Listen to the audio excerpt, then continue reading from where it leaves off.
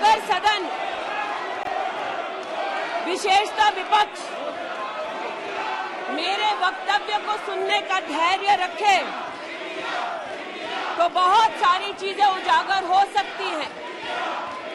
You are not India, for India is not corrupt. India believes in merit and not dynasty. And today of all the days, people like you need to remember what was told to the British: quit India, corruption quit India, dynasty quit India. Merit now finds place in India. अध्यक्ष महोदय, सबसे पहले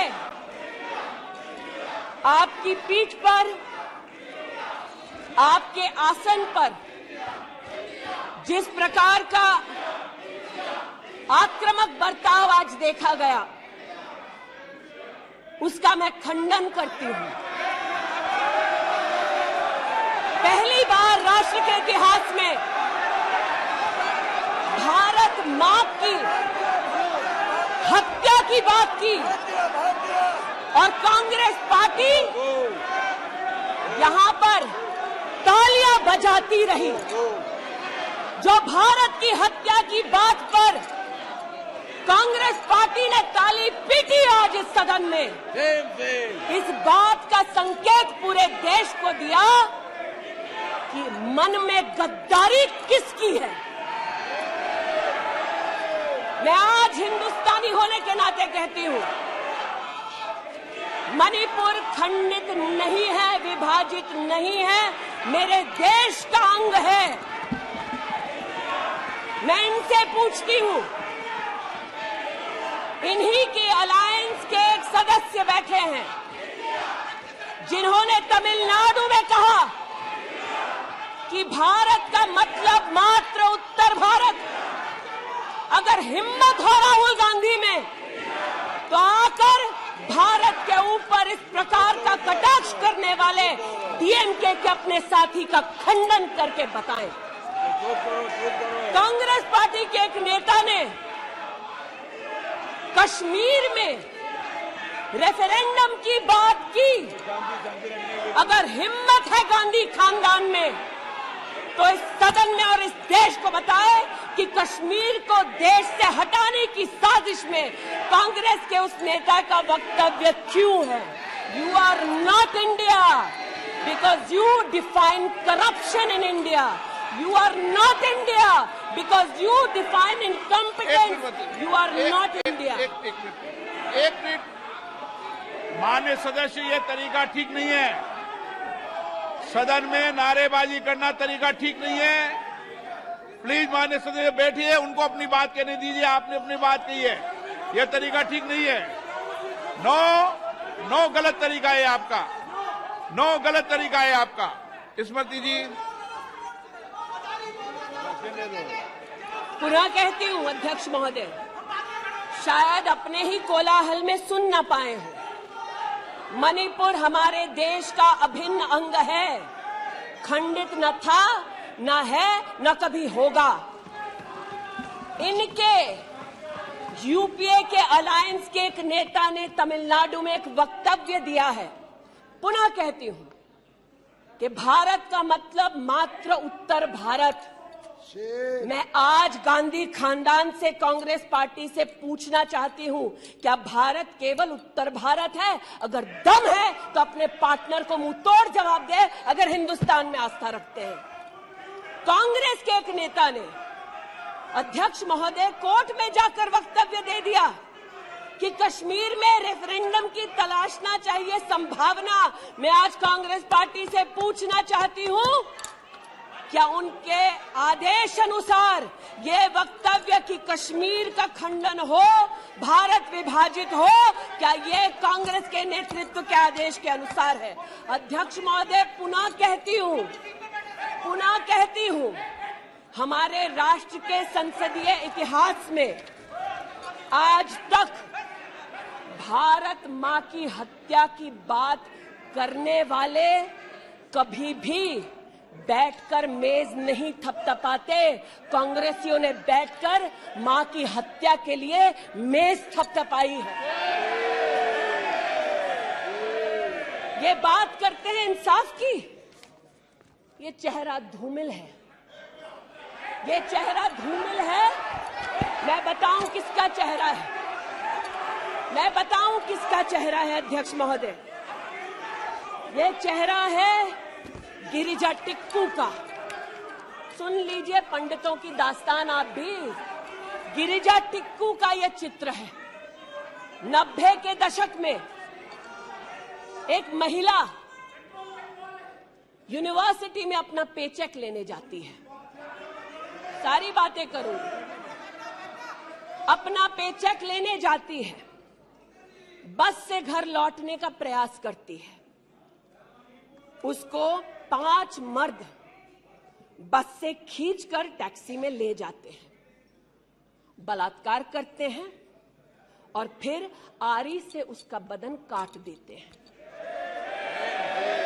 जब गिरिजा टिक्कू के जीवन पर एक film में एक प्रति आया, मैं आज कहना चाहती हूं कि कांग्रेस के कुछ प्रवक्ताओं ने उसको प्रोपेगेंडा कहा। सरला भट्ट, आप नहीं चाहते कश्मीरी पंडितों की दास्तान कहीं सुनाई जाए, आप नहीं चाहते वो आइडेंटिफाई हो एज विक्टिम्स। सरला भट्ट मेडिकल स्टाफ थी। 90 के दशक में उसको उसके इंस्टीट्यूट से अगवा करके गैंग रेप किया गया और सड़क के किनारे रखा गया। आज मैं पूछना चाहती हूं कि एक तरफ इनकी अलायंस के लोग हिंदुस्तान को विभाजित करने की बात करते हैं, ये आज अपने आप को इंसाफ के पुजारी बताते हैं, लेकिन मुझे बताइए गिरिजा टिक्कू, सरला भट्ट को कब इंसाफ मिलेगा? हर गली हर मोहल्ले में एक स्लोगन गूंजता था पंडितों के बीच, रलियू सलियू गलीव। पुनः कहती हूं, रलियू सलियू गलीव। आप चिल्लाना बंद करें, समझे पहले। रलियू सलियू गलीव। या तो अपना धर्म बदलो या कश्मीर छोड़ो या यहीं मरो। उनकी आवाज भारत की आवाज नहीं है। उनकी आवाज को आपने कभी नहीं सुना। मैं आज कहती हूं, इन्होंने कहा अश्रु बहाए, भ्रमण किया 84 के दौरान में। मुझ जैसे कई लोग देश की राजधानी में थे और किसी का वक्तव्य ना सुने अध्यक्ष जी। एक पत्रकार है प्रणय गुप्ता, उन्होंने लिखा कि सिख बच्चों को कैस्ट्रेट करके उनके अंगों को उनकी मां के मुंह में ठूसा गया। आज बोलती हूं, त्रिलोकपुरी में 30 औरतों को इकट्ठा करके चीला गांव में ले जाकर उनका बलात्कार किया। सुल्तानपुरी में एक महिला ने एफिडेविट दी है, मेरे हस्बैंड को मार दिया, बेटी को शादी से एक रात पहले उठाकर ले गए और उसका बलात्कार किया। एक 45 साल की मां ने कहा सिख दंगों के दौरान कि न सिर्फ मेरे पति को मारा, न सिर्फ मुझे गैंगरेप किया, बल्कि मेरे सामने मेरे बेटे पर केरोसिन छिड़ककर उसको आग लगा दी गई। और आज भारत की बात करते हैं, कहते हैं कि कश्मीर से कन्याकुमारी तक 130 दिन चल रहे थे। मैं जोड़ों के दर्द पर भाषण नहीं दूंगी अध्यक्ष महोदय, लेकिन इतना जरूर कहूंगी कि जिन वादियों को हिंदुस्तान ने खून से सना देखा है, जिन वादियों में गोलियों की आवाजें हर दिन सुनाई देती थी, जब ये उन वादियों में गए तो जैसे कश्मीरी कहते हैं शीन जंग कर रहे थे, बर्फ के गोलों के साथ अपने के किसी परिजन के साथ खेल रहे थे। अध्यक्ष महोदय, ये तब संभव हुआ जब प्रधानमंत्री मोदी ने धारा 370 हटाई। आज इस सदन में उल्लेख हुआ है कि ये गए हैं। I have been to Manipur, you might have not been. आज इस सदन में उल्लेख हुआ है कि ये यात्रा में गए और यात्रा में क्या आश्वासन दिया कि अगर इनका बस चले तो धारा 370 ये पुनः स्थापित कर दे। धारा 370 की वजह से कश्मीर की बेटियों को दहेज के लिए अगर प्रताड़ित किया जाता था तो वहां की बेटियों के पास कानून का सहारा नहीं था, क्योंकि इन्होंने धारा 370 लगाई। कश्मीर में अगर बेटियां प्रदेश के बाहर ब्याही जाती थी तो उनके पैतृक संपत्ति पर उनका अधिकार समाप्त हो जाता था, क्योंकि इन्होंने धारा 370 लगाई। कश्मीर में अगर 14 साल से कम उम्र की बच्ची का 18 साल से कम उम्र की बच्ची का ब्याह रचा दिया जाता था तो उसे कानून का संरक्षण नहीं मिलता था, क्योंकि इन्होंने धारा 370 लगाई। आज जो भग गए हैं सदन से उनसे कहना चाहती हूं कि इस देश में न धारा 370 लौटेगी। इस देश में कभी भी पंडितों को रलियू सलियू गलियू का धमकी कोई देने वाले बचेगा नहीं। आज कई यहां पर बहनें उपस्थित हैं जो वहां से अपनी आक्रोश को और राहुल जी के प्रति समर्थन को व्यक्त कर रही हैं। 84 के दंगों का विवरण सुनकर, गिरिजा टिक्कू का विवरण सुनकर, और मैंने स्वयं अध्यक्ष जी मणिपुर के मुख्यमंत्री से बात कर त्वरित रूप से वहां पर लोग पकड़े जाएं, न सिर्फ इसका वहां पर निवेदन किया बल्कि वो लोग पकड़े गए। सीबीआई की इंक्वायरी जारी है। लेकिन जो आज यहां बैठे हैं, मैंने उनसे पूछना चाहती हूं, जो चले गए, उन्होंने कहा वो राजस्थान गए, और राजस्थान में क्या हुआ महोदय? गिरिजा टिक्कू को तो 90 के दशक में आरी से काट दिया गया था। भीलवाड़ा में 14 साल की लड़की के साथ सामूहिक बलात्कार होता है। इस सदन से 2 महिला एमपीज उस परिवार से मिलती हैं। बच्ची जब जिंदा थी गैंगरेप के बाद महोदय, उसे काटा जाता है, फिर उसे भट्टी में डाल दिया जाता है। ये इन महिला सांसदों का वक्तव्य है कि जिस बच्ची को 14 साल की उम्र में जब जीवित थी गैंगरेप के बाद भीलवाड़ा राजस्थान में काटा गया, जलाने के लिए फेंका गया, उसका मात्र एक हाथ भट्टी के बाहर छूट गया था। मैं आज पूछना चाहती हूं अध्यक्ष महोदय, ये आज जो जोर जोर से चिल्ला रहे हैं, न्याय की गुहार इन्होंने तब नहीं लगाई जब 60 साल की एक महिला का पश्चिम बंगाल में उसकी नाती के सामने गैंगरेप हुआ। कोर्ट में केस लंबित है।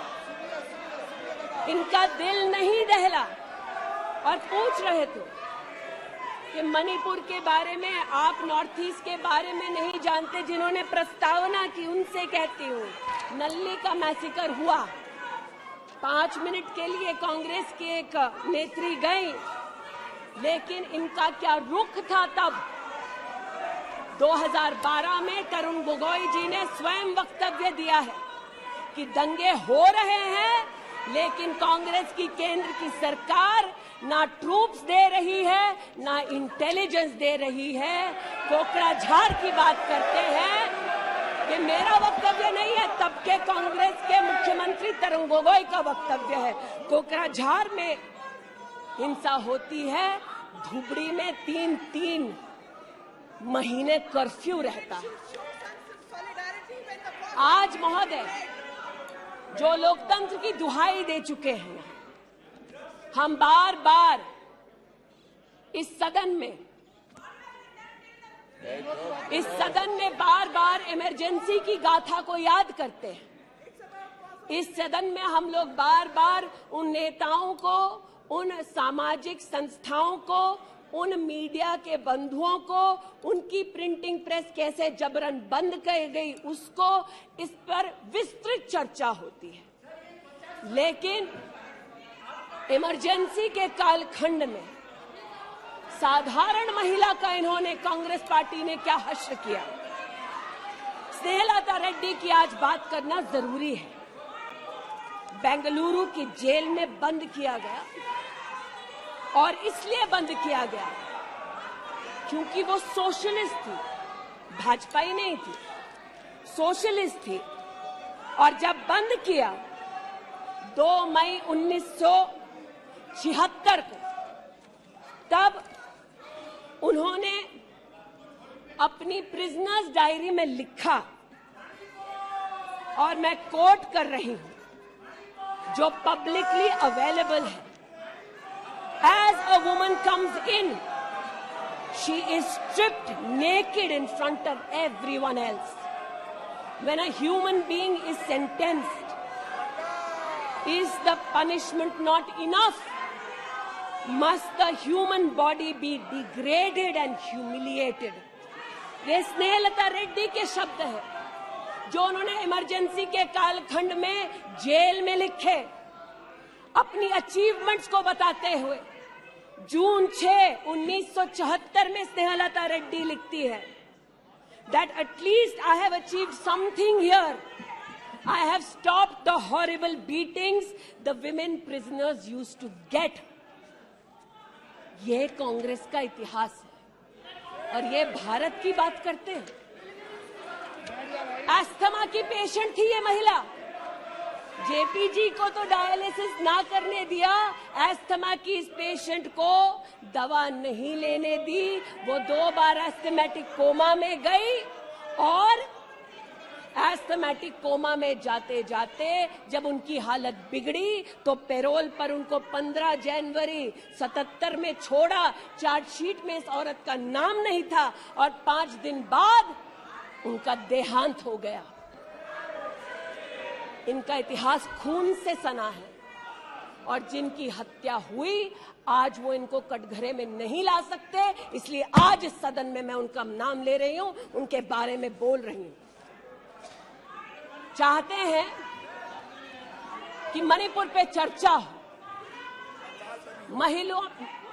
मणिपुर पे चर्चा करने के लिए बार बार पार्लियामेंट्री अफेयर्स मंत्री ने गुहार लगाई, बार बार देश के गृह मंत्री ने कहा, हमारे श्रद्धेय राजनाथ जी ने भी कहा कि आप मणिपुर पे सदन पर चर्चा कीजिए, हम चर्चा के लिए तैयार हैं, भागे ये, हम नहीं,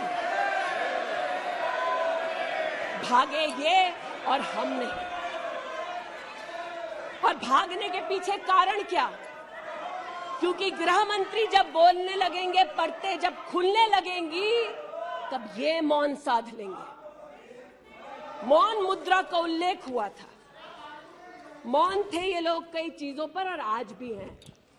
अध्यक्ष महोदय, मेरे हाथ में केपीएमजी की एक रिपोर्ट है जो इनके कार्यकाल से संबंधित है, जो कहता है कि करप्शन की वजह से यूपीए की कार्यकाल में हमारे देश की जीडीपी की ग्रोथ को 9% का नेगेटिव इम्पैक्ट होगा। ये अंतर्राष्ट्रीय एजेंसीज बोल रही थी, लेकिन ये चुप थे, आज भी चुप हैं। जो लोग जीरो लॉस थियरी सिखाते थे, आज उसी कांग्रेस के एक नेता को कोयला घोटाले के लिए सजा हुई है और वो चुप है। लेकिन चुप और बहुत सारी चीजों में रहे महोदय। 2005-06 में यूपीए की सरकार को यह ज्ञात हो गया था कि खुले में शौच करने की वजह से महिलाओं का बलात्कार हो रहा है। 2005-06 में इनको पता था, ये सरकारी सर्वे में ज्ञात हुआ है, लेकिन ये चुप थे। 2010 में वर्ल्ड बैंक की रिपोर्ट ने कहा, इनकी तब सरकार थी, कि स्वच्छता न होने की वजह से देश की जीडीपी पर 6.4 का नेगेटिव इंपैक्ट है, ये चुप रहे। महिला का बलात्कार खुले में शौच में हो रहा था, इनको पता था, ये चुप रहे। 2014 तक देश में केवल 39% आबादी को इन्होंने टॉयलेट की व्यवस्था सुनिश्चित करके दी। 2019 तक 100% कवरेज हुआ। 110 मिलियन टॉयलेट। ये हंसते हैं इस पे अध्यक्ष जी। शायद इनको पता नहीं है कि एक महिला के लिए दिन की शुरुआत में शौच के लिए बाहर जाना या सूर्यास्त का इंतजार करना, शौच के लिए बाहर जाना और वहां उसका शारीरिक शोषण होना, बलात्कार होना, ये कितनी बड़ी सामाजिक और क्रिमिनल चुनौती है, इस बात से इनको कोई सरोकार नहीं, इसलिए उपहास का विषय बनाते हैं। आज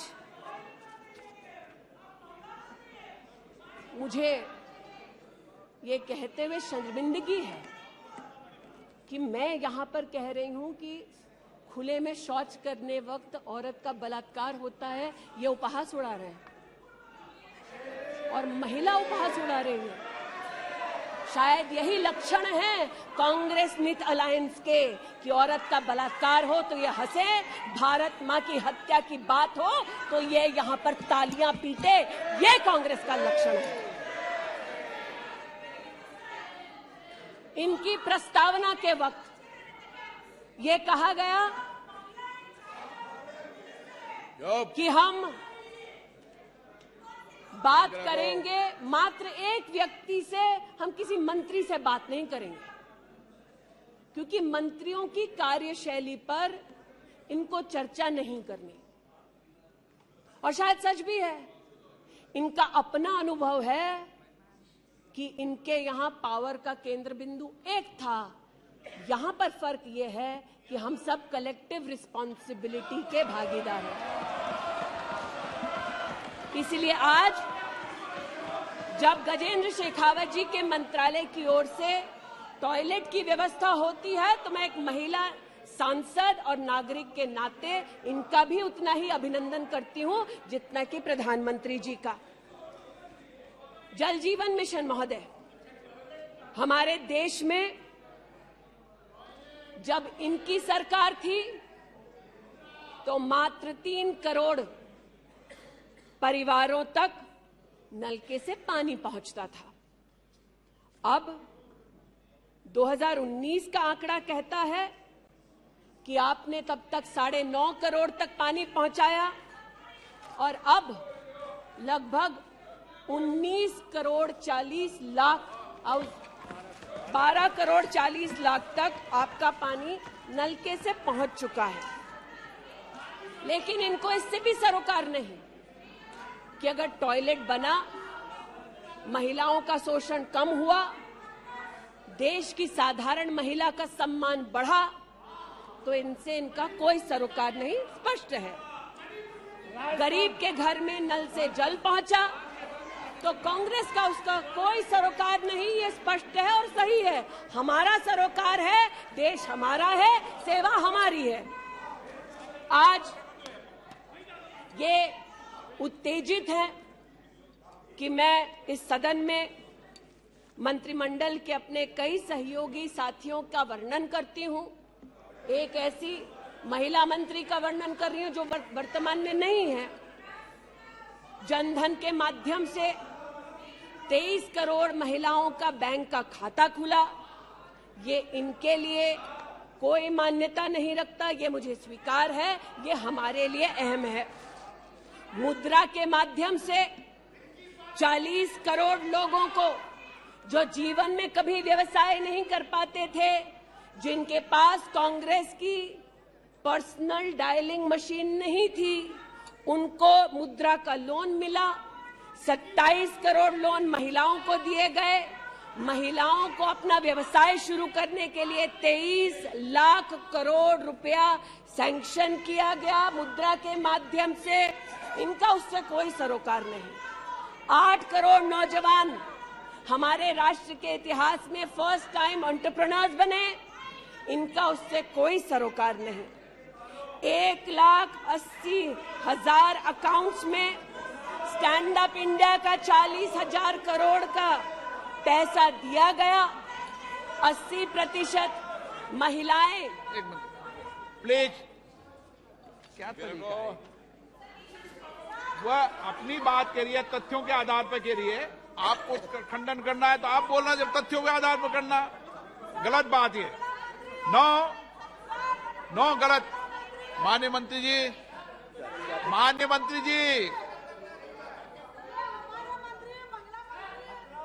आपकी अनुमति से सर मैं पुनः बोलूं तो जैसा कि मैंने कहा, महिला का अगर आर्थिक सामाजिक उत्थान होता है तो इससे इनको कोई सरोकार नहीं।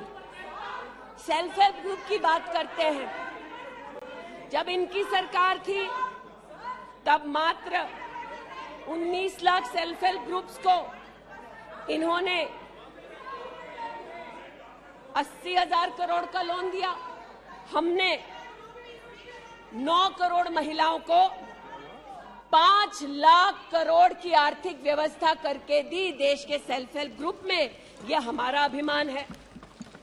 जो आज महिला के बारे में चर्चा कर रहे हैं, बंद करो सर। जब इन्होंने महिला संबंधित बजट की व्यवस्था की तब इनके कार्यकाल से 130% ज्यादा बजट हमारे प्रधानमंत्री जी ने देश की महिलाओं को समर्पित किया।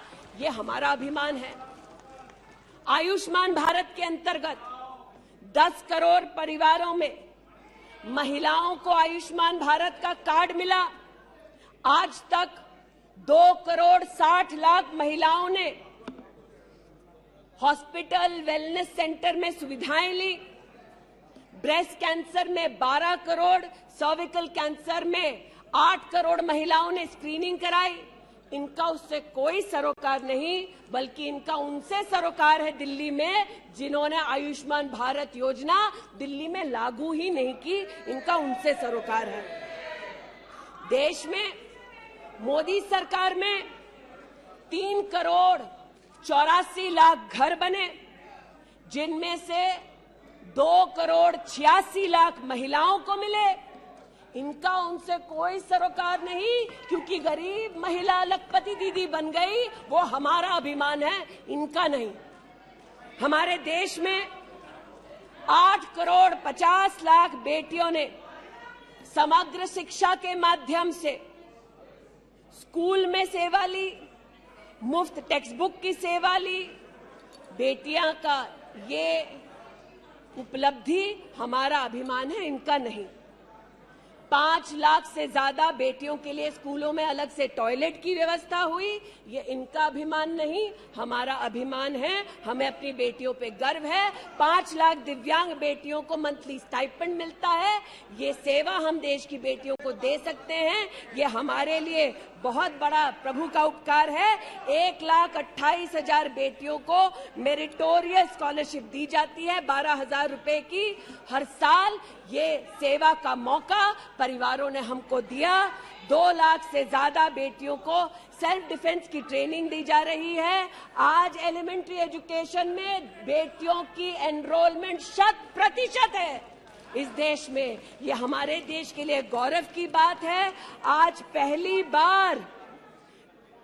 बार फीमेल एनरोलमेंट उच्च शिक्षा में महोदय 2 करोड़ से ज्यादा हुआ है महिलाओं का। ये देश के लिए गौरव की बात है।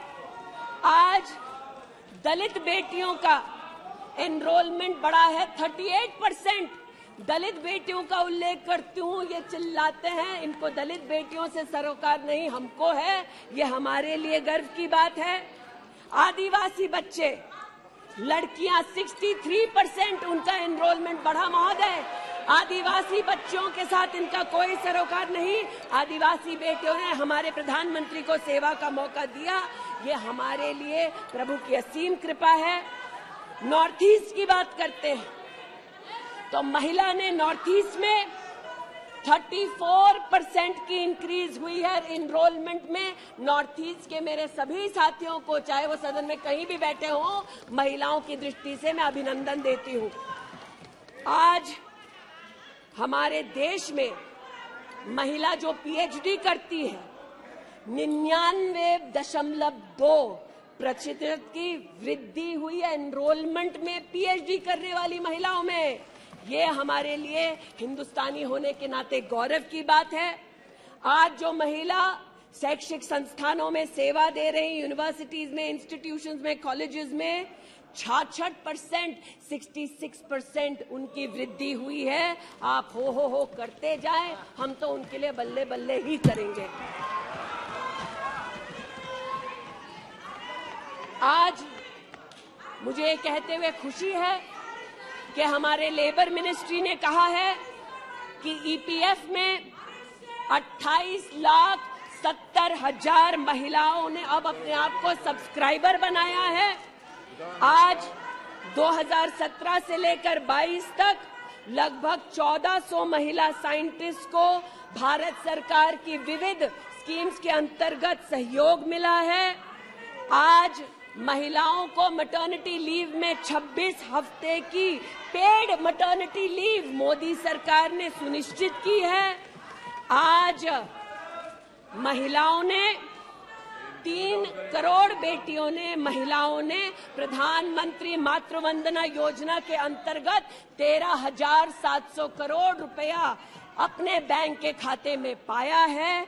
इस सेवा के लिए प्रधानमंत्री जी को आभार और बेटियों का अभिनंदन।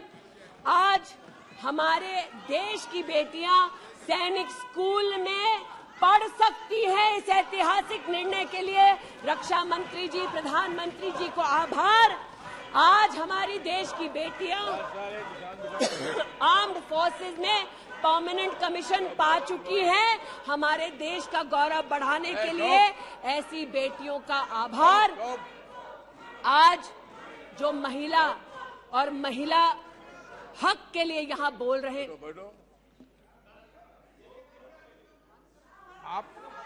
आप विषय पे बोल रही हैं और अविश्वास प्रस्ताव पे सब विषय पर बोल सकते हैं। ये तरीका अच्छा है क्या? बोलिए माननीय। वो भी शायद मजबूर हैं, उनको भी रिमोट से डायरेक्शन आया है। इतना ही कहना चाहती हूं कि आज एक तरफ हमारी बेटियों ने सैनिक स्कूल में, आर्म्ड फोर्सेस में अपने प्रतिभा के आधार पर देश का गौरव बढ़ाया है। दूसरी ओर बिना किसी पुरुष सहयोगी के हिंदुस्तान के इतिहास में पहली बार 4,313 मुस्लिम बहनें अकेली हज के लिए गईं और सुरक्षित हिंदुस्तान लौटी। जो महिला हक की बात करते हैं महोदय, उनसे कहना चाहती हूं, महिला हक को संरक्षित करने के लिए जब हमारी सरकार ट्रिपल तलाक के कलंक को मिटाना चाहती थी, तब महिला के हक में नहीं बल्कि वोट बैंक के लालच में इन्होंने सदन की कार्रवाई को त्याग दिया था। आज जब ये महिला सुरक्षा की बात करते हैं महोदय, तो ये कहना उचित होगा कि एक तरफ निर्भया फंड की रचना की घोषणा करते हैं 13 में, एक काम निर्भया फंड में नहीं करते, लेकिन जो निर्भया के बलात्कारी हैं उनको कांग्रेस नित अलायंस के लोग बलात्कारी के हाथ में 10,000 रुपए और एक सिलाई की मशीन देते हैं। आज हमें इस बात का गौरव है कि देश में 42 प्रोजेक्ट्स 5,000 करोड़ की लगभग लागत से भारत सरकार के सौजन्य से बन रहे हैं। जो महिला सुरक्षा के लिए ये न कर पाए, वो आज प्रधानमंत्री मोदी कर रहे हैं। आज integrated emergency response management system के अंतर्गत देश के 983 रेलवे स्टेशन पर महिला पैसेंजर्स के लिए 24 घंटे सुरक्षा का प्रावधान किया गया। आज कोंकण में वीडियो सर्वेलेंस सिस्टम की विशेष व्यवस्था महिला संरक्षण और महिला सुरक्षा के लिए की गई। आज चूंकि रेल मंत्री बैठे हैं, आर्टिफिशियल इंटेलिजेंस के आधार पर facial recognition system, integrated surveillance system, ये सब भारत सरकार के सौजन्य से महिला सुरक्षा के लिए प्रधानमंत्री मोदी ने सुनिश्चित की। एक बात पर मैं आपत्ति अभी दर्ज करती हूं अध्यक्ष जी, कि जिनको आज मुझसे पहले वक्तव्य देने का अधिकार दिया गया, उन्होंने जाते जाते एक अभद्र यहां पर लक्षण के दर्शन दिए। It is only a misogynistic man who can give a flying kiss to a parliament with seats female members of parliament. ऐसी गरिमा विहीन आचरण को इस देश के सदन में कभी नहीं देखा गया। ये उस खानदान के लक्षण हैं, या आज सदन में देश को पता चले। लेकिन कहां गए हैं, वहां पर क्या हालात हैं अध्यक्ष महोदय? गोद भराई के नाम पर राजस्थान में भास्कर ने लिखा है कि राजस्थान की कांग्रेस की सरकार जेब भराई कर रही है। 13 से 20 महीने का घरबाशय दिखाया जा रहा है राजस्थान में, और भारत की तिजोरी से पैसा लूटा जा रहा है। इनका सरोकार महिला उत्थान से नहीं, ये महिला के बारे में क्या सोचते हैं, इनकी क्या हरकतें हैं, इनके नेता ने जाते जाते यहां पर उसको प्रसारित कर दिया है। लेकिन इन्हें सरोकार इनके नेता को किससे है? चीन से है। तो चूंकि सब चीन में इतनी रुचि लेते हैं कांग्रेस पार्टी के नेता, इसलिए आज एक सुखद समाचार भी सुनाती हूं। चीन में 31st यूनिवर्सिटी गेम्स हुआ। 1959 से लेकर आज तक भारत को मात्र 18 पदक मिले।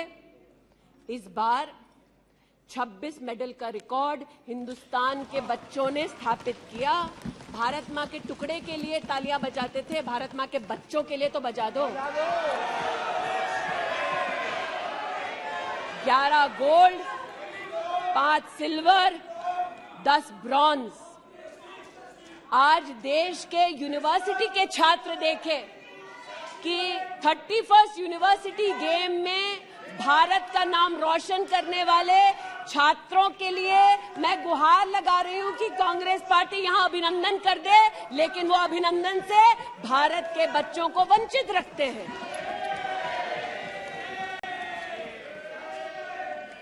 बात अभिनंदन की निकली तो एक वो भी थे जिन्होंने आसमान चीरा और दुश्मन को मुंहतोड़ जवाब दिया।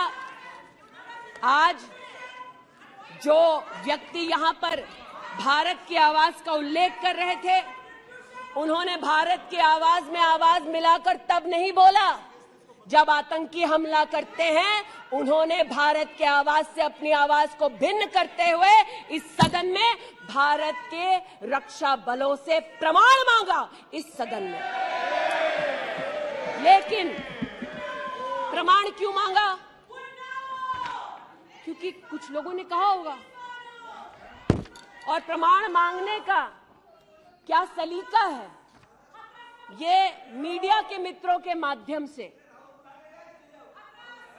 आया है ध्यान में देश के। न्यूज क्लिक की आज बात करना थोड़ा मैं जरूरी समझती हूं। न्यूज क्लिक, नेवल सिंघम कुछ पत्रकारों को हिंदुस्तान में लिखते हैं कि किस प्रकार से हिंदुस्तान के खिलाफ न्यूज सर्कुलेट होनी चाहिए, कैसे चाइना के समर्थन में अलग अलग आर्टिकल लिखने चाहिए। और इसे एक बार छपवा दो तो ट्राई कॉन्टिनेंटल पब्लिकेशन इसको इकट्ठा करके फिर काम आगे बढ़ाएगा।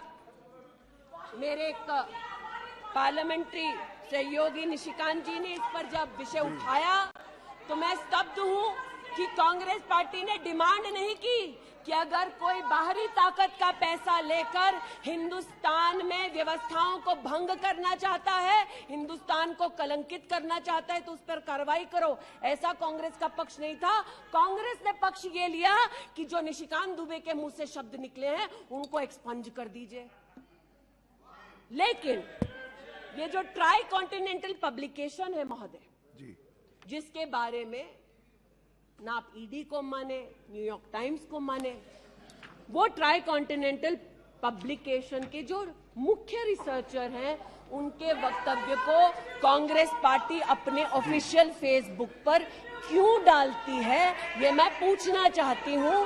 जो जानबूझकर भारत के किसानों के हितों के खिलाफ बोलते हैं, उनका वक्तव्य ट्राई कॉन्टिनेंटल पब्लिकेशन वालों का जो सीनियर फेलो या रिसर्चर है उसका वक्तव्य कांग्रेस, नेशनल कांग्रेस के फेसबुक पर 19 अप्रैल 2019 को क्यों पब्लिश होता है, ये थोड़ा बहुत शोध का विषय है, ये थोड़ा बहुत चर्चा का विषय है।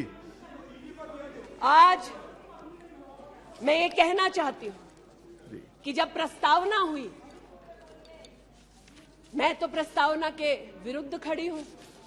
मैं नरेंद्र मोदी जी के नेतृत्व पर राष्ट्र के सभी नागरिकों के साथ पुनः विश्वास दर्शाते हुए अपना वक्तव्य देती हूं। लेकिन राहुल जी ने किस पर विश्वास जताया? राहुल जी ने विश्वास जताया मुस्लिम लीग पर। कहा सेक्युलर पार्टी है। शायद राहुल जी ने ना पढ़ा हो कि 80 के दशक में मुरादाबाद में 83 लोगों को मारने वाली मुस्लिम लीग, राहुल जी को बताना पड़ेगा सेक्युलर कैसे हुई। राहुल जी को आज जवाब देना होगा कि वो राष्ट्रभक्ति की बात करते हैं तो क्या जेएनयू में जाकर जब भारत तेरे टुकड़े होंगे का नारा दे रहे थे वो राहुल गांधी की देशभक्ति थी? राहुल गांधी को आज जवाब देना होगा, है तो नहीं। उनको आज जवाब देना होगा। जिस अफजल गुरु ने इस संसद पर हमला किया, उस अफजल गुरु के संरक्षक समर्थक को कांग्रेस पार्टी ने अपने पार्टी का नेता बना दिया, जिसने कहा यह राहुल गांधी की देशभक्ति है। राहुल गांधी की देशभक्ति आज बताती हूं। इन्होंने, घबराइए मत, आप ही की नेता बोलकर गए हैं, घबरा क्यों रहे हैं? बैठिए, आराम से बोल रही हूँ। जरा संक्षेप कीजिए। मैं पुनः बोलना चाहती हूँ अध्यक्ष महोदय, बहुत सारे व्यवधान आए, अब राहुल जी की बात चली है तो कृपया थोड़ी सी कर दीजिए। दोबारा कहती हूँ, क्या बोले हैं और क्या बाहर बोले हैं। देश के बाहर गए तो कहा आइडियाज ऑफ इंडिया कॉन्क्लेव में that there is going to be a Mars upsurge. India has massive amount of polarization. ये राहुल गांधी के शब्द हैं। इसका मतलब राहुल गांधी ने विदेश में जाकर कहा हिंदुस्तानी सौहार्द की भूमिका में नहीं रहते। राहुल गांधी ने कहा कि हिंदुस्तानी भाईचारे में इतना विश्वास नहीं करते because there is a massive amount of polarization. और राहुल गांधी ने कहा there is going to be a mass upsurge. Now the question is, how can the opposition effectively use the upsurge to change politics? मतलब उन्होंने कहा कि देश में उथल पुथल होगी। मैं स्पष्ट करना चाहता हूं, विपक्ष इस उथल पुथल को कैसे इस्तेमाल कर सकता है ये मैं सोच रहा हूं। फिर उनका शब्द है देश में केरोसिन फैला है, हमें एक चिंगारी की जरूरत है। आज पूछना चाहती हूं, माचिस ढूंढते ढूंढते राहुल गांधी कहां गए? अमेरिका गए? तंजीम अंसारी के साथ जो पाकिस्तानी इमाम जावेद अहमद के साथ ताल्लुक रखते हैं, अमेरिका में अपने कार्यक्रमों को उनके साथ करवाया। राहुल गांधी, मिन्हाज खान, जो हिंदुस्तान के खिलाफ आवाज बुलंद करते हैं, उनके साथ उन्होंने मीटिंग की। आज जो लोग इस देश में एस्पियोनाज के लिए पकड़े जाते हैं, उनका राहुल गांधी ने जाकर विदेश में समर्थन किया। वे तब से अडानी अडानी कर रहे हैं, तो अब थोड़ा मैं भी बोल दूं। फोटो मेरे पास भी है। इतना ही खराब है तो जीजा जी उसके साथ क्या कर रहे हैं? तो निशिकांत जी सही कहा, किसी को सेट करो, किसी को भेंट करो। पूछना चाहती हूं, 1993 में मुंद्रा पोर्ट में कांग्रेस की सरकार ने अडानी को जगह दी। तब प्रधानमंत्री कौन थे? कांग्रेस के थे। वित्त मंत्री कौन थे? मनमोहन सिंह थे। अडानी बोल रही हूं। यूपीए के कार्यकाल में अडानी को इन्होंने 72,000 करोड़ का लोन दे दिया। क्यों दिया? राजस्थान में 60,000 करोड़ से ज्यादा का समझौता कर लिया गहलोत जी के साथ। 20,000 एकड़ जमीन ले ली। क्यों किया? केरल में कांग्रेस की यूडीएफ सरकार के साथ पोर्ट का काम क्यों दिया? महाराष्ट्र में जब कांग्रेस के पास सत्ता थी, तो फिर कांग्रेस ने अडानी को पोर्ट का काम क्यों दिया? बंगाल में हल्दिया पोर्ट का काम अडानी को क्यों दिया? छत्तीसगढ़ में कांग्रेस पार्टी ने अडानी को काम आदिवासियों ने मना किया, फिर भी क्यों दिया? अब इसमें बेटा कितना सेट होगा, दामाद को कितना भेंट होगा, हम क्या जाने। लेकिन आज अरे दामाद का मामला, बैठ जा भाई। दामाद आपका नहीं है, जिनका है वो नहीं चिल्ला रहे, आप क्यों चिल्ला रहे? बैठ जाइए भाई। जिसका है दामाद वो नहीं चिल्ला रहे, आप क्यों चिल्ला रहे? बैठिए। अरे बैठ जाइए, बैठ जाइए, बैठ जाइए, बैठ जाइए, बैठ जाइए। कोयले घोटाले में पकड़े गए, 2G में भी पकड़े जाएंगे। बैठ जाइए प्लीज। आप बताइए, इस पूरी बला की जड़ महोदय, पूरी बला की जड़ परिवारवाद में है, और परिवारवाद की राजनीति की जड़ कांग्रेस पार्टी में है। इनके अलायंस के लोग चारा खाते हैं, ये उनके घर मटन खाने चले जाते हैं। इनके अलायंस के लोग रेल की नौकरी के लिए गरीब की जमीन खाते हैं, जाके वो उन्हीं लोगों को गले लगाते हैं। और इनके सब के पीछे एक ही मजबूरी है, जो बड़ी विनम्रता से अजीत दा ने भी स्वीकारी कि मजबूरी हमारी कि तीसरी बार जनता कह रही है, फिर एक बार मोदी की बारी। Okay, now please conclude. तो मैं लिसन प्लीज। ये आज बैठिए। यहाँ पर उल्लेख कर रहे थे किसान की। आप भी बैठिए, आप किस लिए खड़े? ये बात आज कर रहे थे किसान की, तो किसान का क्या हश्र करते हैं वो मैं बताना चाहती हूँ। अध्यक्ष महोदय, थोड़ी सी मुझे मोहल्लत दे दें। ये मैं कहना चाहती हूँ उस क्षेत्र की बात, जिसकी मैं प्रतिनिधि हूँ, जहाँ पर बैठिए प्लीज, बैठिए दलित प्लीज मांग कर रहे थे विद्यालय की। 1982 में किसानों ने 4 बीघा 2 बिस्वा जमीन इंटर कॉलेज के लिए दी, और अमेठी में धोखे से किसानों की ये जमीन हड़पने वाले फाउंडेशन का नाम गांधी खानदान है।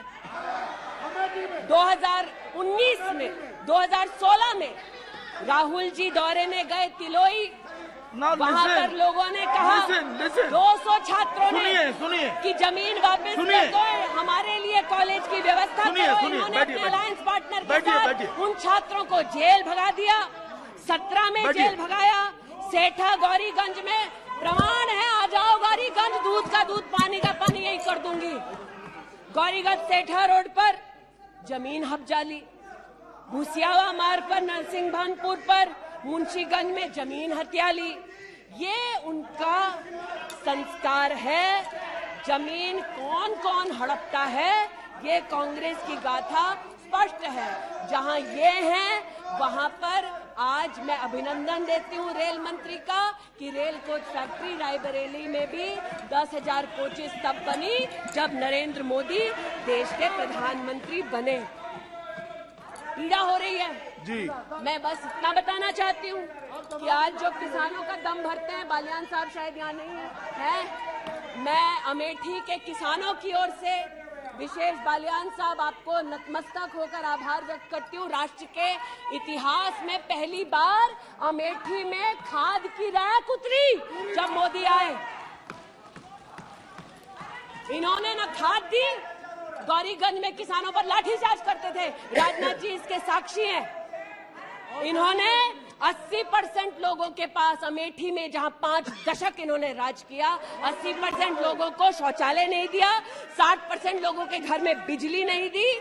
और ये आज लोकतंत्र की बात करते हैं, अपनी प्रतिभा की बात करते हैं। आज मैं आभार व्यक्त करती हूँ, अमेठी का पहला सैनिक स्कूल मोदी जी ने दिया, 7.5 लाख लोगों को मुफ्त अनाज मोदी जी दे रहे हैं। अमेठी का आज पहला मेडिकल कॉलेज, जिसके नाम से इस खानदान ने जमीन हड़प ली थी, वो नरेंद्र मोदी ने दिलवाई। आज मैं इतना कहना चाहती हूँ अध्यक्ष महोदय, जो अभी है नहीं, जो 50 साल की उम्र के बाद देश देखने निकले थे, वो देश के किस कोने में वर्तमान में है मैं नहीं जानती, लेकिन इतना एक मिनट। और देखिए, आपने एक फिलोसोफर का मंत्रिमंडल में अविश्वास प्रस्ताव लाया है। मंत्रिमंडल उस संबंध में बोलेगा, उनको बोलने का अधिकार है। प्लीज आप बैठ जाइए। मणिपुर पर चर्चा आपने नहीं मांगी है, वो एक विषय है, उस पर चर्चा हो रही है, उसका उत्तर भी आएगा, परंतु no, please sit down, please sit down. But what sir of the enemy who speaks slightly,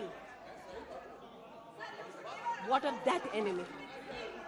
आज जिनके पास ना नीति थी, ना नियत थी, ना देश के प्रति निष्ठा थी, आज ना जो कभी हिंदू के हुए, जिन्होंने राम के अस्तित्व को नकार दिया, ना सिखों के साथ जिन्होंने इंसाफ किया, जो ना कभी महिलाओं के उत्थान के लिए समर्पित थे, ना नौजवान के सशक्तिकरण के लिए समर्पित थे, ना किसान के बलिदान को स्वीकार कर किसान की समृद्धि के लिए समर्पित थे। आज उनसे कहना चाहती हूं कि जो समर्पित है, जो सबके विश्वास के साथ सबका विकास कर रहा है, उस पर देश को पुनः विश्वास दिखाएंगे।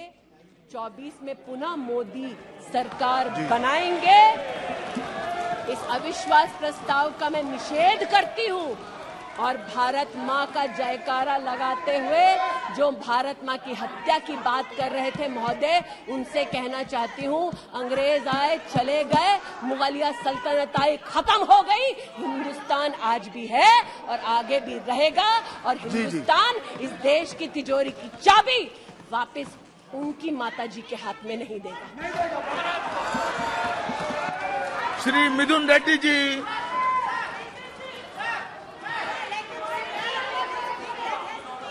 Sir, please now sit down. No, nothing. No. Mithun Reddy ji, please. Sir, we have a tradition of respecting. Sir, the house is not in order. Please. No. Please, listen. No, nothing. बैठिए तो, बैठिए. आप please, no, please cooperate. जी. बैठिए. No. Nothing, कुछ नहीं, कोई आवश्यकता नहीं। आप प्लीज बैठ जाइए। आप you are very senior member, please बैठिए। नो, प्लीज बैठिए जी। Sir, too much of noise sir, house is not in order sir. बैठिए, बैठ तो जाइए। अच्छा, एक सेकंड, क्या कहना चाहते हैं? क्या कहना चाहते हैं? Sir, she is threatening that I am going to be arrested. No, she said. मैं देख लूंगा। See, does it mean to say the Supreme Court bench is under their control? हम देख लेंगे। Whether this government is मैं देख लूंगा, जैसे कोई देख लेंगे उसको। Already आप बैठिए, प्लीज आप बैठिए। श्री मिथुन रेड्डी जी, आप बैठ जाइए। नो प्लीज प्लीज बैठिए बैठिए बैठिए जी Thank you, sir, for